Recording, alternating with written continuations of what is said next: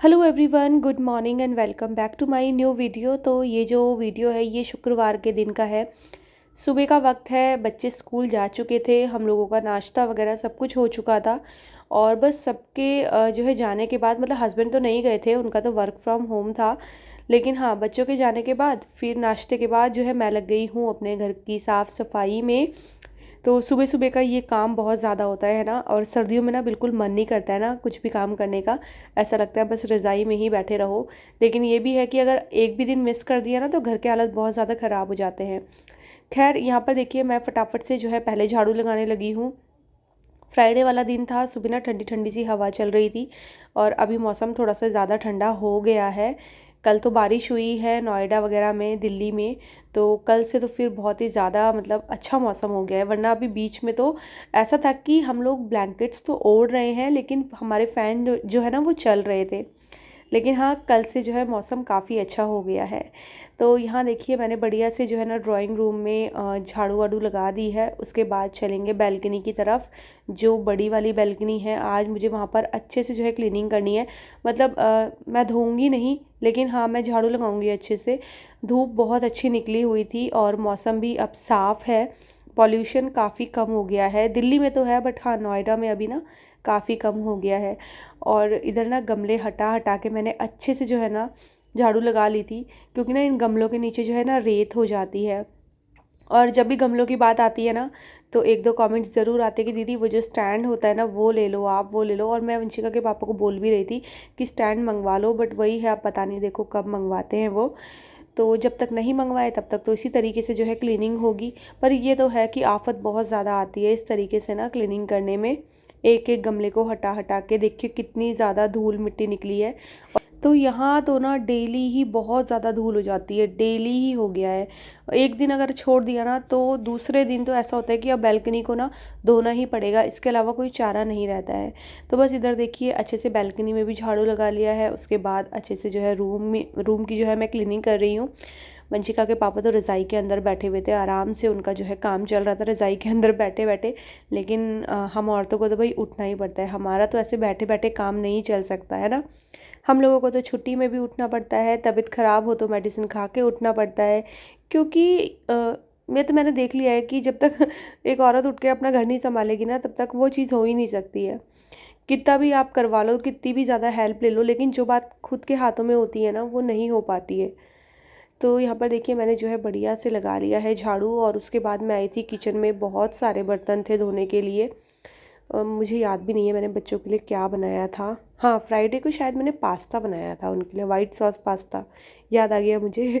तो जो नाश्ता बच्चों के लिए बना था वो तो हम लोगों ने मतलब नहीं खाया था। मैंने शायद अपने लिए मूली के पराठे बनाए थे उस दिन, और वंशिका के पापा के लिए शायद पोहा बना था। तो इसीलिए जो है जब तीन तीन आइटम सुबह बनेंगे ना तो फिर ऐसे ही होता है। तो बहुत सारे बर्तन थे, यहाँ पर मैं लग गई हूँ फटाफट से जो है अपने बर्तन वगैरह धोने में। तो झाड़ू के बाद मैंने बर्तनों का ही काम संभाला था। क्योंकि जब बहुत सारे बर्तन हो जाते हैं ना तो जो पानी के छींटे हैं ना वो फर्श पे आ जाते हैं नीचे। और फिर वो गीले पाँव लेके इधर उधर जाओ ना तो फिर पूरा घर गंदा हो जाता है।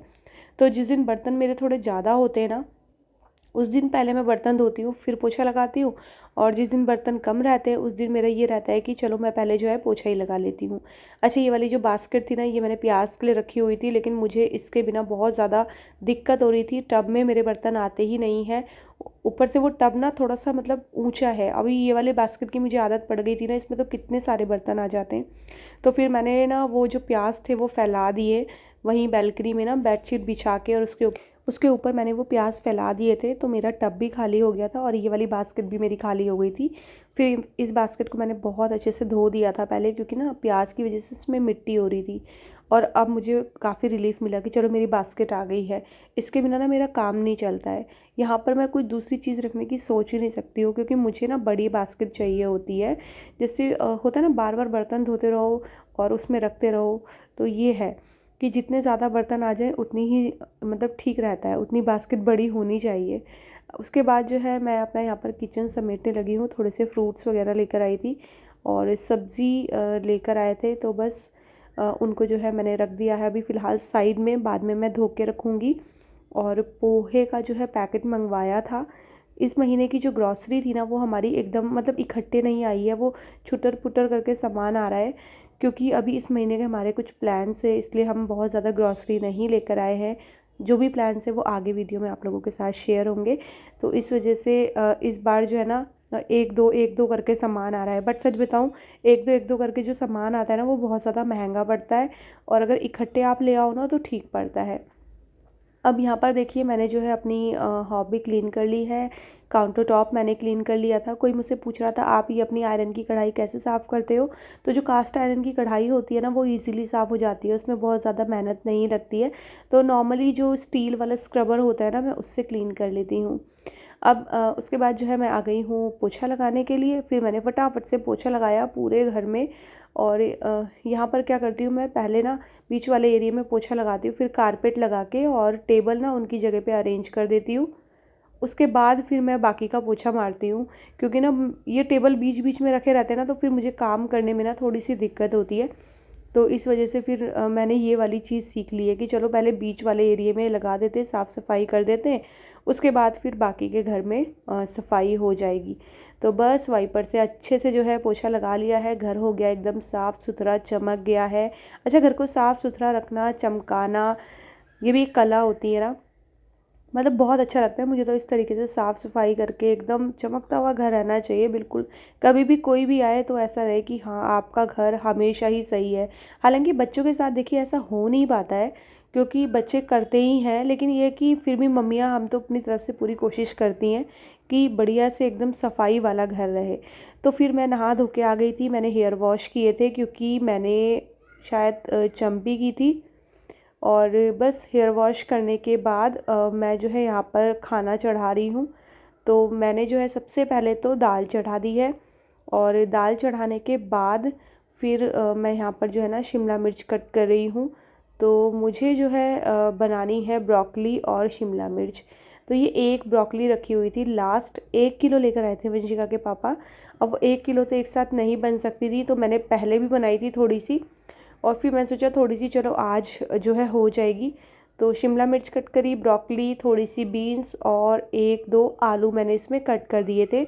और ये वाली सब्ज़ी बहुत अच्छी बनी थी, मतलब मिक्स वेज ना बहुत अच्छी बनी थी। तो यहाँ पर देखिए बीन्स भी इसमें कट कर दो। इसमें मटर भी डाल सकते थे, लेकिन इस टाइम पे मटर मेरे पास थे नहीं। तो फिर मैंने सिर्फ मतलब जो सब्ज़ी मेरे फ्रिज में अवेलेबल थी मैंने वही जो है डाल दी है। बीन्स तो मेरे पास हमेशा रहती ही है, क्योंकि पोहे में या फिर नमकीन सिवई में बीन्स मैं ज़रूर डालती हूँ, तो वो रहता ही है, और सांभर में भी डलती है। ये आलू थे छोटे छोटे से, मैंने 3 आलू ऐड करे, क्योंकि वंशिका के पापा आलू ऐड करने के लिए वैसे मना करते हैं। फिर जो है यहाँ पर मस्टर्ड ऑयल गर्म हो गया है, मैंने डाला है जीरा, थोड़ी सी मैंने हींग ऐड की है, और उसके बाद मैं इसमें ऐड करूँगी टमाटर। तो ज़्यादा नहीं, मैंने एक ही टमाटर जो है कट करा था, और हरी मिर्ची और लहसुन को ना मैंने दरदरा मिक्सी में पीस लिया था। बहुत ज़्यादा बारीक नहीं, दरदरा सा। मैंने दाल के लिए और सब्ज़ी के लिए दोनों के लिए पीस लिया था। बहुत बढ़िया टेस्ट आता है। इसी टाइम पे मैंने उसको डाल भी दिया है, और बस फिर जो ड्राई मसाले होते हैं वो ऐड किए हैं। अच्छा सा एक मिक्स देंगे, और बस मिक्स देने के बाद जो है ना इसको थोड़ा सा गलने देंगे। ढक के पकाया मैंने, तो यहाँ पर देखिए टमाटर गल चुके हैं, और अब इसमें ऐड कर देंगे जो सब्ज़ी हमने कट करके रखी थी वो, और बस धीमी आंच में फिर सब्ज़ी को भी पकने देंगे। ब्रोकली की सब्ज़ी अच्छी लगती है, पहले तो मैं नहीं बनाती थी, लेकिन हाँ अब मैं बनाने लगी हूँ थोड़ी थोड़ी सी ना, तो अच्छी लगती है। वही है, टेस्ट ना टाइम के साथ डेवलप होता है ना। जब आप चीज़ को ट्राई नहीं करोगे तो पता भी कैसे चलेगा। तो यहाँ देखिए मैंने इसको ढक दिया है, और उसके बाद बारी आती है दाल में तड़का लगाने की। तो उड़द चने की दाल जो है वो मैंने चढ़ाई हुई थी, और जब मैंने प्रेशर खोल के देखा ना तो वो गली नहीं थी ढंग से, मतलब उसमें अभी 2-3 सीटी की कसर थी। तो फिर मैंने सोचा कि क्यों ना मैं पहले मसाला जो है ना फ्राई करके और कुकर में ही डाल दूँगी, फिर इसमें 2-3 सीटी लगा दूँगी, तो मेरी दाल जो है ना वो रेडी हो जाएगी। क्योंकि इसके बाद फिर ना मुझे बच्चों को भी लेने जाना था, क्योंकि उसी टाइम पे वंशिका के पापा की कॉल हो गई थी ऑफिस से। फिर कॉल के बीच में तो वो उठ के नहीं जा सकते थे। तो देखिए तड़का लगा रही हूँ मैं आयरन की कढ़ाई में। मस्टर्ड ऑयल लिया है, साथ में डाला है जीरा। हींग की डब्बी भूल गई थी मैं, फिर इधर उधर देखा तो मिल गई, हींग डाली है। और ये वही हरी मिर्ची और लहसुन को जो मैंने दरदरा कूट के रखा था, वो कूटा नहीं था सॉरी मिक्सी में ग्राइंड किया था। और एक टमाटर जो है ना वो मैंने पीस लिया था, उसको भी जो है मैंने ऐड कर दिया है। अच्छे से मसाले को भूनेंगे, और अभी इसमें जो ड्राई मसाले होते हैं वो ऐड करेंगे, नमक, मिर्च, हल्दी पाउडर और साथ में धनिया पाउडर। खूब अच्छे से मसाला भुनेगा जब तक कि इसमें से ऑयल जो है वो सेपरेट नहीं हो जाता। बीच बीच में मैं सब्ज़ी पे भी जो है ध्यान दे रही थी, तो ढक दिया है मैंने, अभी पकी नहीं थी। उसके बाद देखिए मसाला भुन गया है, तो यहाँ पर मैंने सारा मसाला जो है ट्रांसफ़र कर दिया है कुकर में। अच्छे से कढ़ाई से निकाल लिया था, फिर भी थोड़ा बहुत रह ही जाता है ना कॉर्नर में लगा हुआ, बट जितना मुझसे निकला मैंने निकाल लिया। कढ़ाई धोने के लिए रख दी है और बस अभी जो है ना अच्छे से एक मिक्स दे के और प्रेशर कुकर का ढक्कन लगा दिया है। 3 से 4 सीटी आने दी थी और दाल जो है बन गई थी। इस बीच फिर मैं बच्चों को लेने चली गई थी। एक्चुअली ना दाल बनी थी ना सब्ज़ी, मैं आधे में बंद करके गई। फिर जब मैं घर आई ना, फिर मैंने जो है दोबारा से गैस ऑन करी, एक तरफ जो है चावल भी चढ़ा दिए हैं क्योंकि वंशिका तो बिना चावल के बिल्कुल भी मानती नहीं है। और यहाँ पर मैं बना रही हूँ रोटियाँ वंशिका के पापा के लिए और साथ में वेदांश के लिए। और पतिदेव मेरी हेल्प करा रहे थे सैलेड कट करने में, तो वो जो है अपना सलाद वगैरह कट कर रहे थे, मैं तब तक अपनी जो है यहाँ पर रोटियाँ बना रही थी। और मुझे ना चिमटा नहीं मिल रहा था, तो मैंने हाथ से ही जो है रोटियों को सेकना शुरू कर दिया। वैसे मुझे बहुत डर लगता है हाथ से सेकने में, क्योंकि ना वो फूट जाती हैं, फिर उनकी जो गर्म हवा लगती है ना, वो भाई क्या उससे जल जाता है हाथ।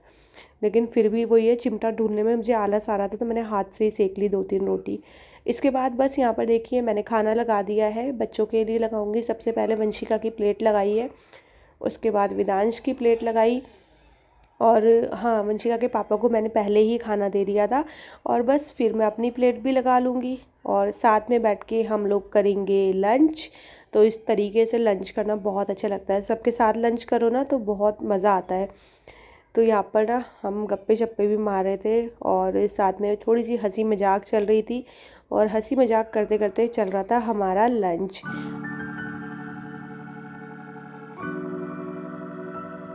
3:20 हो गए हैं। मेरे किचन का काम सारा निपट गया है, बर्तन धुल गए हैं, मैंने किचन जो है क्लीन कर ली है। दूध रखा है, वो अभी मैं गर्म करने के लिए चढ़ाऊँगी। उससे पहले इन दोनों का हो गया है ट्यूशन का टाइम। सॉक्स दोनों में से किसी ने नहीं पहनी है ना? बेटा पहन लो, ठंडा हो गया है अब। वेदू पहन, अभी तुरंत से पहनो।